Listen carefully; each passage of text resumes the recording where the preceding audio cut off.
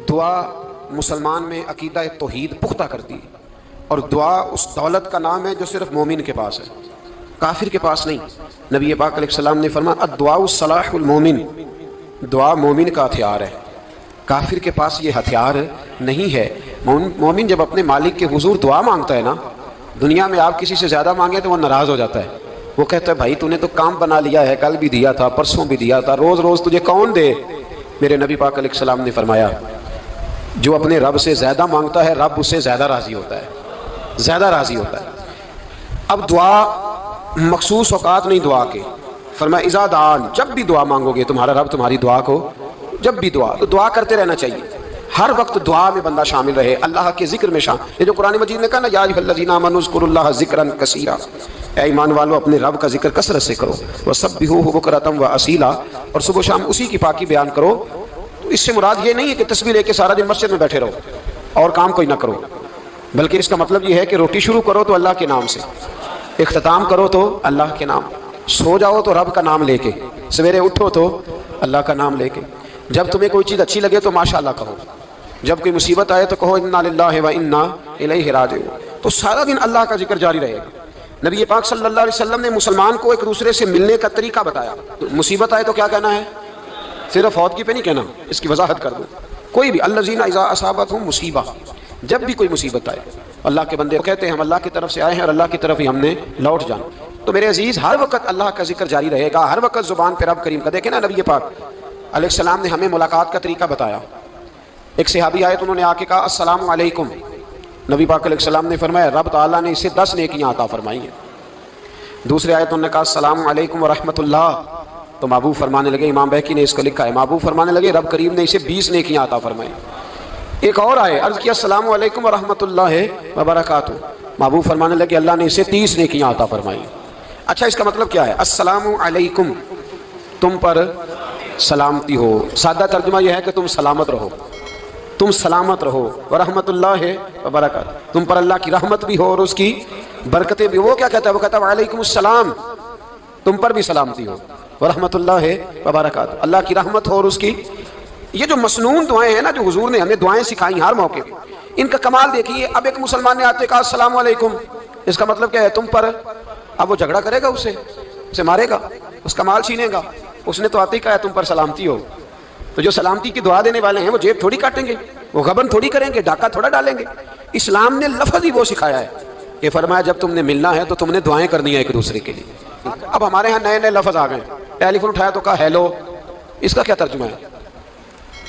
کون ہے، اس کا کیا ترجمہ ہے؟ جی جناب، اس کا کیا مطلب؟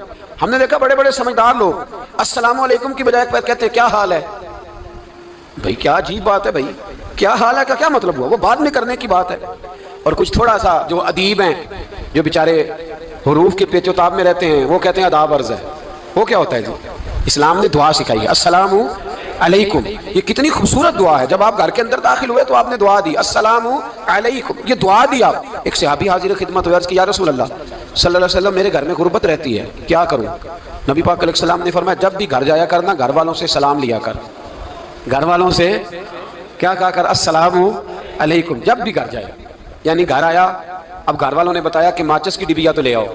اب یہ دکان کونے پہ تھی گھر والے پہ، وہاں سے ماچس کی ڈبیا لے کے واپس گیا تو کہنے لگا السلام علیکم۔ پھر گھر والوں نے کہا ہو بتانا یاد ہی نہیں رہا، چینی بھی ختم ہو گئی ہے۔ تو یہ پھر گیا چینی لینے، لوٹ کے آیا تو کیا کہا؟ جب اللہ چاہتا ہے تو کہے، جب اللہ کے رسول چاہتے ہیں تو کہے۔ اس کا ترجمہ یہ ہے کہ تو کہہ، تو سلام لے۔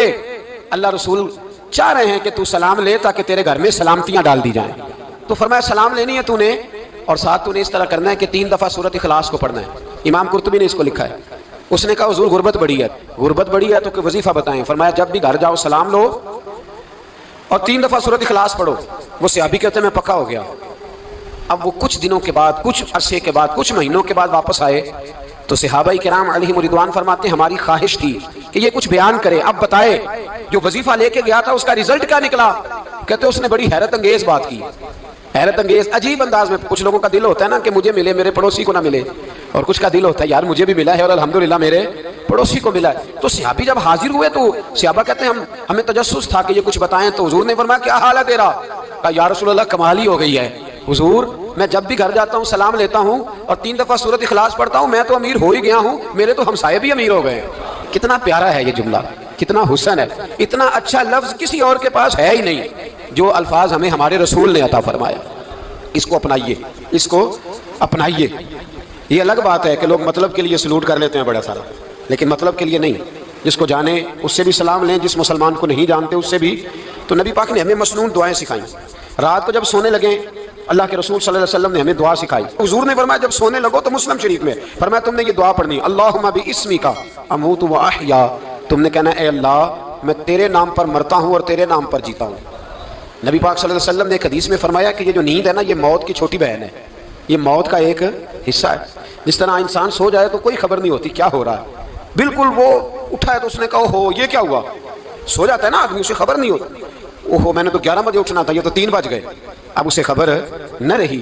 سوتے ہوئے لوگ چوری کر لیتے ہیں، بلکہ اس طرح بھی ہوتا ہے کہ آدمی نے گکھڑ اترنا تھا، وہ پنڈی سے آ رہا تھا لیکن وہ سویا ہوا تھا، آنکھ تب کھلی جب کاموں کی آ گیا تھا، اب اس کا اس پر زور ہے۔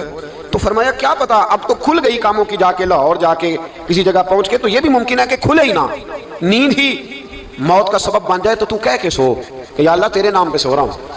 اللہ کس نام پہ سو رہا ہوں یار؟ اگر ہم ان دعاؤں کا حسن سمجھے، مت اللہم باسمک اموت و احیا، یا اللہ میں تیرے نام پہ سوتا ہوں اور تیرے نام پر اٹھتا ہوں، گویا کہہ رہا یا اللہ میری نیند بھی تیرے فضل سے ہی ہے، اور اگر آنکھ کھل جائے تو وہ بھی تیرے فضل سے ہی ہے۔ کتنا اعلیٰ نبی پاک علیہ السلام نے انداز سکھایا۔ اور پھر بخاری شریف میں حدیث موجود ہے، فرمایا جب اٹھو تو کہو الحمدللہ الذی احیانا بعد ما اماتنا والیہ النشور۔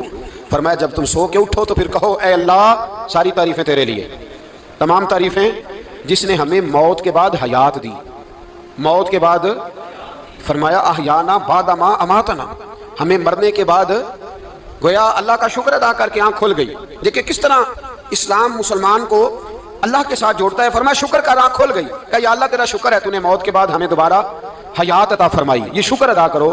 گویا تم یہ نہ کہنا کہ میں اٹھ گیا ہوں تو میرا کمال ہے، یہ نہ سمجھنا میں اٹھ گیا ہوں تو میں بڑا پابند ہوں، جب میں ارادہ کر لوں کہ میں نے 11 بجے اٹھنا ہے تو پھر میں اٹھ جاتا ہوں، یہ نہ کہنا کہ یہ الارم بڑا اچھا ہے، یہ مجھے اٹھا لیتا ہے۔ ذہن کے اندر خیال کر کہ نیند تو موت کی طرح تھی، یہ جو میں اٹھ گیا ہوں تو اپنے رب کے فضل سے اٹھا ہوں، جو میں اٹھ گیا ہوں، جو ابھی اٹھے ہیں وہ تو بول دینا کم از کم کہ میں اپنے رب کے فضل سے اٹھ گیا۔ تو دعا سکھائی۔ پھر دیکھیے نبی پاک صلی اللہ علیہ وسلم نے فرمایا جب تم بیت الخلاء میں جاتے ہو نا، واش روم میں جاتے ہو، تو گندی چیزیں ہوتی ہیں وہاں، شیطان ہوتے ہیں، جنات ہوتے ہیں، یہ گندگی پہ ہوتے ہیں۔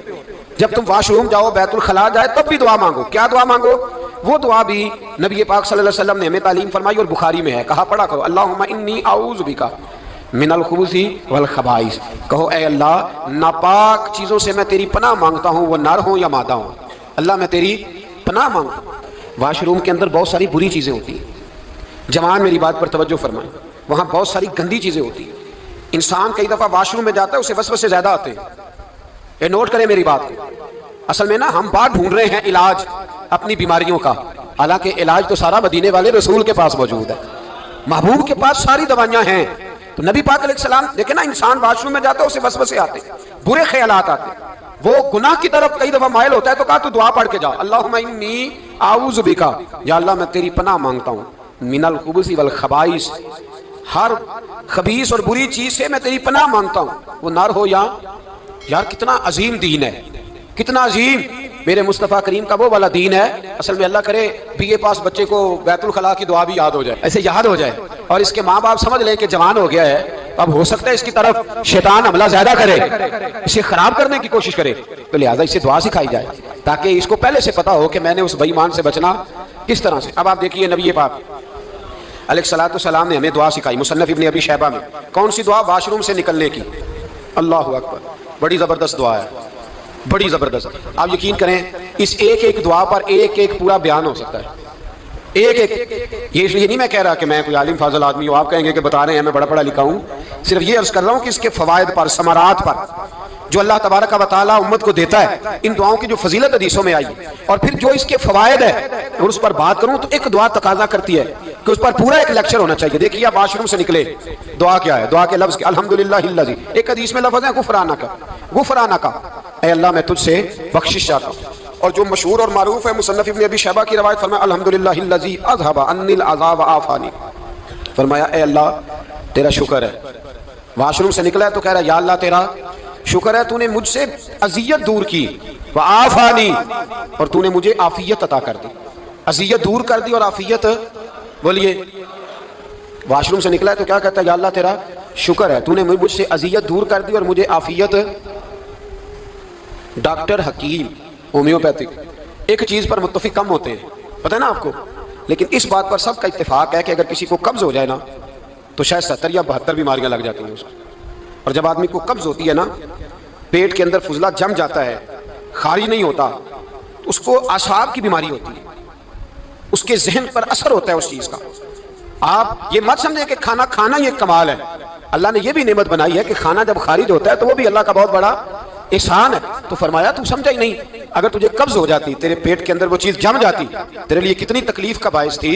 ان لوگوں سے پوچھئے جو اس کے بیمار ہیں، اس کے مریض ہیں، وہ کتنی تکلیف میں رہتے ہیں، سر میں درد ہوتا ہے، سر چکراتے ہیں۔ ایک بہت بڑا روڈ ایکسیڈنٹ ہوا تو ڈرائیور سے لوگوں نے پوچھا کہ مسئلہ کیا ہے، تو کہنے لگا میں قبض کا مریض ہوں، تو میں کھانا کھا لیتا ہوں تو میرے ذہن پر وہ اس قدر زیادہ گیس کا غلبہ ہوتا ہے کہ میں سخت تکلیف میں ہوں۔ نبی پاک علیہ الصلوۃ والسلام نے ہمیں سمجھایا اور بتایا کہ سمجھ لو یارو، کھانا کھانے کی نعمت اللہ نے تمہیں عطا فرمائی ہے، لیکن کھانا کھانے کے بعد اس کا اخراج بھی اللہ کی بہت بڑی نعمت ہے، تو اللہ کا شکر ادا کرو۔ پھر جب آپ گھر سے نکلیں گے تو بھی اس کی دعا ارشاد فرمائی، بسم اللہ توکلت علی اللہ، اللہ کے نام سے گھر سے نکلتا ہوں اور میں نے بھروسہ بھی اللہ کے نام پہ کیا۔ جب گھر سے نکلیں تو کس کے نام پہ بھروسہ کریں؟ بولیے، حضرت رابعہ بصریہ رحمۃ اللہ علیہا، آپ تشریف لے گئیں حج کرنے، جس دن واپس آئیں اپنا اونٹ کہہ گئی جاتی دفعہ، کہنے لگی اللہ میں تیرے حوالے کر کے جا رہی ہوں، اور بسم اللہ توکلت علی اللہ، بھروسہ بھی تیری ذات پہ۔ جس دن واپس آئی نا، اسی دن کسی نے بتایا کہ اماں آج ہی تیرا اونٹ مر گیا ہے، تو اونٹ کے سرانے کھڑی ہو کے کہنے لگی مولا میں تو تیرے نام پہ، تیرے پہ بھروسہ کر کے گئی تھی، تیرے حوالے، میں تو تیرے گھر گئی تھی۔ تو لوگ کہتے ہیں اماں کے منہ سے لفظ نکلے تو اونٹ زندہ ہو کے کھڑا ہو گیا، کھڑا ہو گیا ہوں۔ تو اماں کہنے لگی نہیں تمہیں غلطی لگی ہے، بھرا ہی نہیں تھا، پہلے سے ہی موجود تھا، وہ اپنی کرامت بھی نہیں ظاہر ہونے دی۔ تو بھائی گھر سے نکلیں تو کس لفظ پر کہ یا اللہ میں تیرے بھروسے پہ نکل رہا ہوں۔ میں اس کے دو فائدے ہوں گے، ایک تو آپ اللہ کی امان میں جا رہے ہیں، اللہ کی امان میں آ رہے ہیں، اور دوسرا جس گھر کو آپ چھوڑ کے جا رہے ہیں اسے بھی اللہ کی امان میں دے کے جائیں۔ تو کتنا لذت والی دعا ہے جو نبی کریم علیہ السلام نے ہمیں سکھائی۔ اب ذرا حدیث سنیں خوش ہو کے، دیکھیں حضور نے دعا سکھائی، فرمایا جب دیکھ لو نا کسی کو ہنستا ہوا، کیا کرتا ہوا؟ ماشاءاللہ، آپ تو ہنسنے لگے۔